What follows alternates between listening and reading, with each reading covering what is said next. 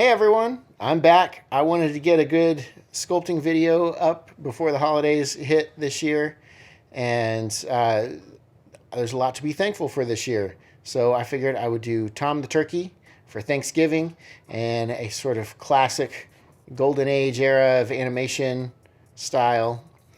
And speaking of a lot to be thankful for, I'm especially thankful for the new version of Nomad that came out about a month ago. That's version, think is 1.66, something like that. A lot of cool new features in this one.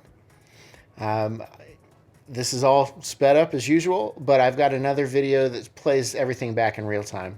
You can see I got a sketch that I drew up in Procreate there on the left. And just in my usual fashion, I like to block everything in, get everything blocked in with just really basic shapes, and before I start detailing and working things in. So I'm blocking in, I start with a sphere as the body and kind of push and pull that around. And then I use tubes to get some legs in and a head. And then I'm using some cylinders for the hat.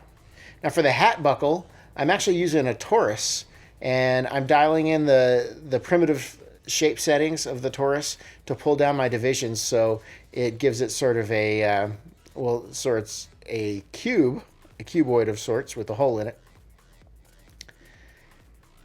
So again, I realize this stuff's all fast. You can watch it in real time. If you have questions, of course, you can comment below. Overall, this was about a 4.5 hour sculpt. And so we are speeding up for the brevity of entertainment's sake for YouTube here. Using a sphere to block in his rump that I will eventually put some feathers that come out, and I will be using the array tool to spread the feathers around and taking advantage of one of those new features in Nomad. One of the big additions in Nomad is the ability to parent layers. And what that means, if you're not familiar with a typical 3D jargon and 3D workflow, parenting means you have some layers that obey other layers. So they're kind of nested underneath.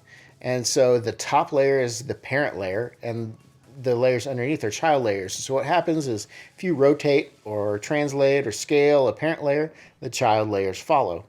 And you end up with this sort of hierarchy of layers. And it allows you to take something, say, for the head, I've got as a parent layer, and I've got the beak and the hat all underneath it as child layers. And I can later just rotate that head, and all those other layers will follow like they're connected. Very common practice in not just 3D, but other sorts of design applications as well.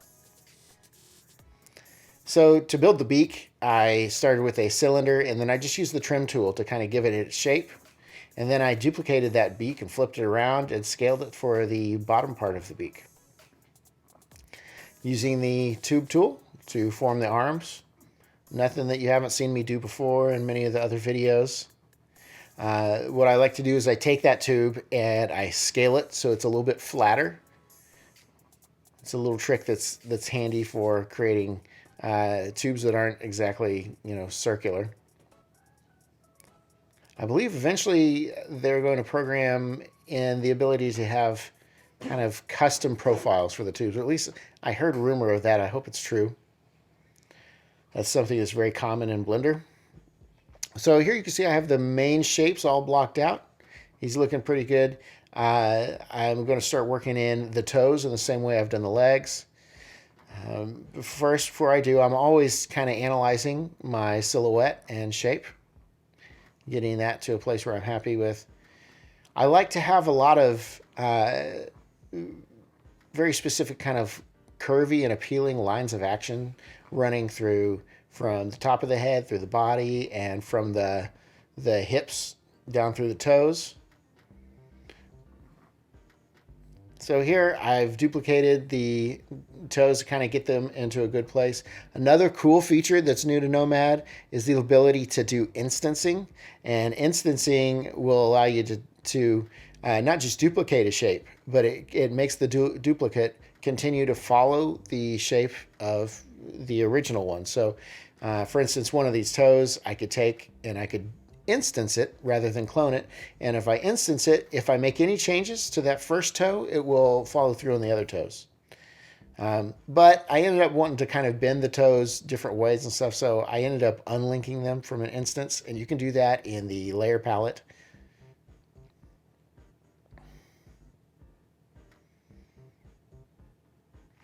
All right, so I like to use my sharp brush to kind of create those ridges that you see in the head and in the brow line. Here I am going through and organizing my layers. You can see the new hierarchy that's there in Nomad with the parent and child relationships. And here I'm going to create some fingers just using a subdivided cube. So again, I start with a cube and I go to the primitive settings and I adjust the X and Y and Z divisions so I get the right amount of geometry that I need for each shape. I've validated the tubes for the arms so that I can reshape them just using standard sculpting tools. And for his fingers, they're somewhere between a wing and fingers. So I have a few more fingers in there just to kind of give it the look of some feathers, kind of following the design of the drawing as best as I can.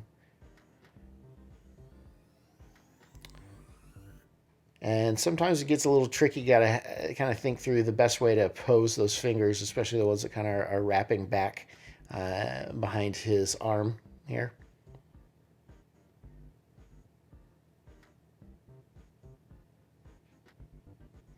We're adding a thumb on this other side, so that's something that's not seen in the drawing, but it's kind of implied because you can see the thumb on his left arm, so I want to make sure he had a matching one on his right arm.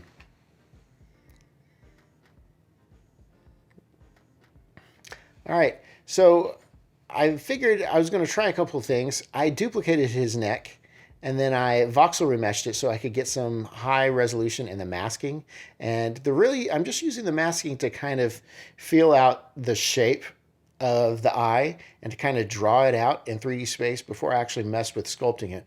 Originally, I was thinking about extracting the mask and just to create some thickness for the eyes, but then I figured it would look actually better if I use some spheres that I've elongated and shaped. That way it has that roundness to it, whereas the extraction might end up being flat and would have to be rounded out afterwards.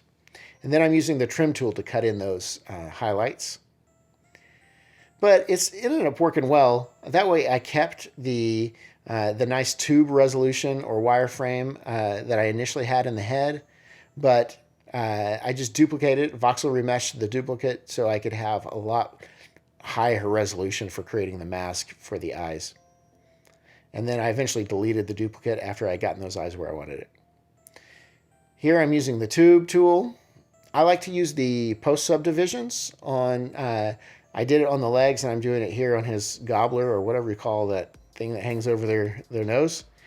And what that'll end up doing is if you use the post subdivision and you get a small amount of regular subdivisions on the tube, then you can end up with more of a rounded edge without having to go in and round it afterwards. All right, so now I've got his fingers, I got his toes in place. I created a collar, which is just a torus. And then I'll eventually trim kind of the V in his collar. Okay, so here I'm going to add in his feathers on the back of him.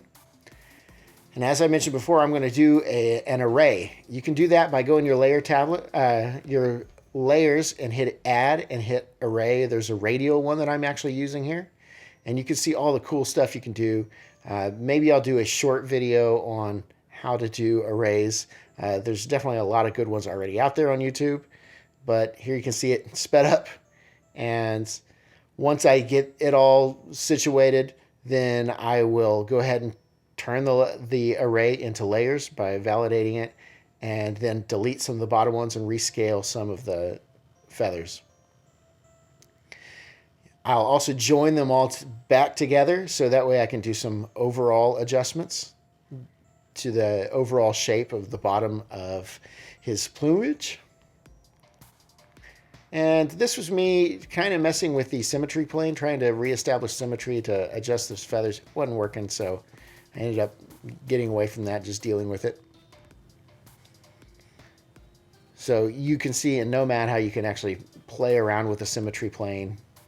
And sometimes it works, sometimes it's probably more trouble than it's worth. So I decided to add some spheres to the ends of his toes.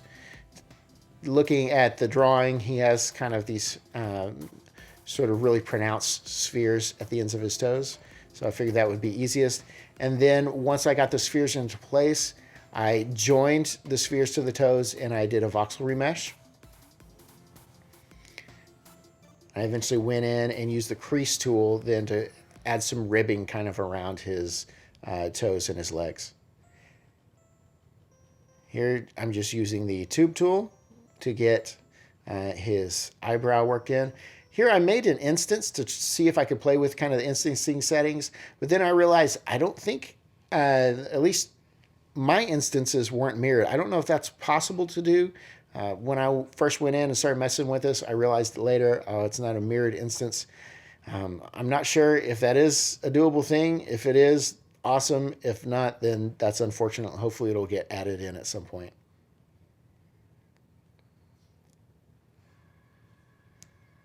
So there you saw I trimmed out his collar, and I just used the clay buildup tool to create kind of the feathers on the tuft of his chest.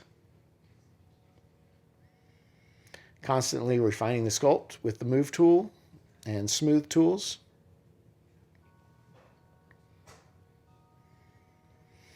Always want to make sure when you're sculpting something that you are constantly rotating it around and just checking silhouette. Here you can see I'm using that crease tool. The crease tool is slightly different than the sharp brush. The sharp brush is certainly a simple brush that I've built. I know a lot of people always ask, and you can find the short video for that on my channel. The crease tool sort of is a little bit different in that it sort of pillows around where it creates the crease. So I actually use them for different reasons.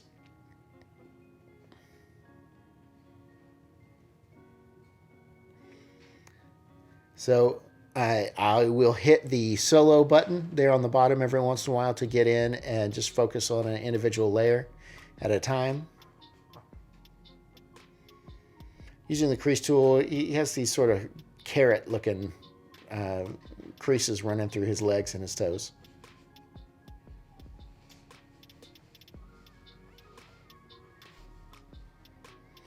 Here I'm using the flatten tool just on the ends of his toes where I'll eventually put some talons using a tube tool.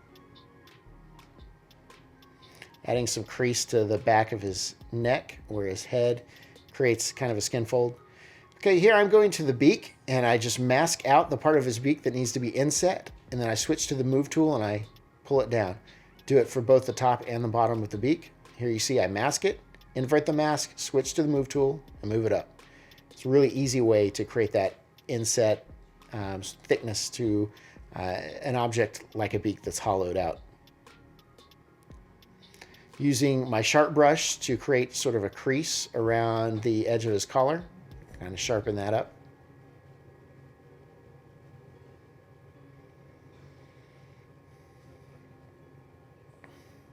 Further refining his tuft here using the sharp brush, clay buildup tool. We'll add in a sphere for his tongue.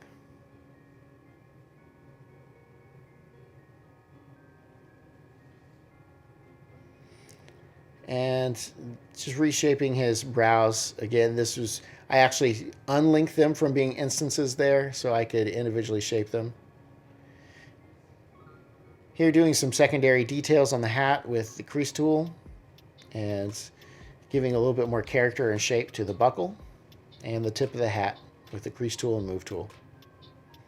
More secondary details. I like to do little pock marks here and there.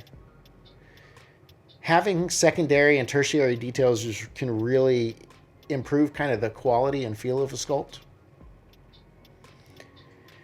Now this part was tedious. I probably should have created this little pattern in the leaves before going with the array, because the array saves so much trouble duplicating the feathers around in a circle and not having to detail each one out. But I didn't do the pattern until later, so I ended up kind of being annoyed with myself that I'm having to go through and detail each one of those feathers, because it does take some time.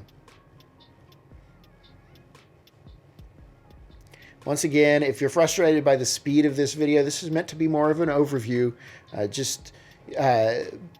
But you can go on my channel and you can find the full real-time version without my narration on it, that you can just sit and watch, or you can fast forward through if you want to see how I worked specifically on any specific part. So here I've created one talon, and that talon or claw is then instance. So that way if I edit one of those talons or claws, it will edit all of them. I ended up not really doing much editing to them after I had created them, but it's nice to know that I can, because they are instances and not clones. So this is me going through just doing some final organization, and I added a cylinder so I can know where kind of the flat plane is, the floor plane is, rather than just the grid. And I was able to go down and see that his right leg actually had to be rotated up. But since we have parented layers, everything was easy to do that. I just took the parent that was his right leg and rotated it up, and his toes and the claws all followed suit. Here I'm going through and adding gray tones. I don't plan on having him in color. Once again, I'm going for sort of a classic golden age of animation look. And here, once again, I'm sort of kicking myself that I didn't just paint and finalize one feather before doing the array, because now I have to go through and paint each one, and it's just kind of tedious. The unfortunate thing about the radial array is that it goes all the way around. You can't limit it into to not having certain parts of the full, I guess, going all the way around. I don't know how else to describe it.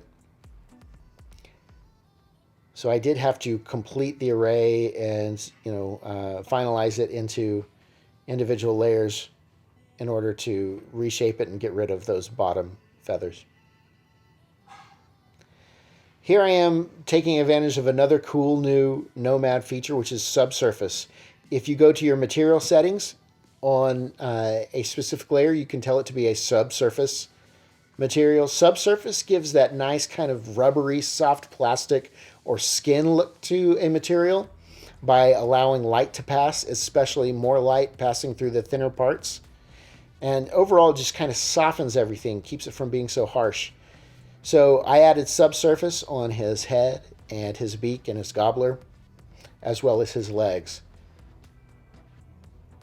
Here I am adding just some specific lighting. I went in and I added the curvature in the post-process and some ambient occlusion to create some contrast in the forms. And I decided to quickly just add a rock that I'm just flattening out. It's just a UV sphere that I'm using the flatten tool on. Duplicate that rock around just to have some interest on the ground. Again, it's a secondary form or detail. Getting really close here. Continuing to dial in lighting. I switched the background to just a solid light gray.